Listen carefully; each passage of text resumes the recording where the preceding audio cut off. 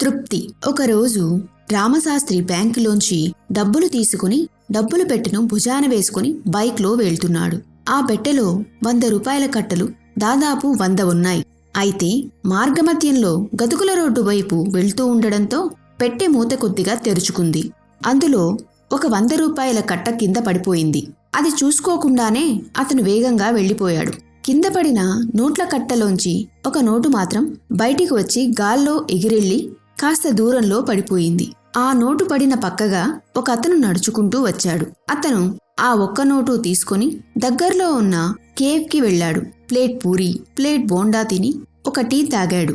ఆ తర్వాత అక్కడికి దగ్గర్లో ఉన్న శివాలయానికి వెళ్లాడు. అక్కడ హుండీలో ఓ 10 రూపాయలు నోటు వేసి దేవుడికి కృతజ్ఞతగా దండం పెట్టుకున్నాడు.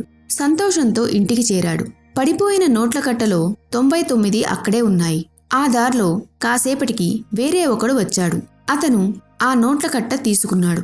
వెంటనే లెక్క పెట్టాడు. 100 రూపాయల నోట్లు 99 ఉన్నాయి. మళ్ళీ లెక్క పెట్టాడు. ఎన్నిసార్లు లెక్కించినా 99 వస్తున్నాయి. బ్యాంకులో 99 నోట్లున్న కట్ట ఇవ్వరు కనుక మిగిలిన నోటు ఆ పక్కనే ఎక్కడో పడి ఉంటుందని అనుకొని వెతకడం మొదలుపెట్టాడు. చాలాసేపు వెతికాడు. కాని ఫలితం లేకపోయింది. అయినా వెతుకులాట మానలేదు. ఈ కథను చెప్పిన గురువు ఫకాలున నవ్వాడు.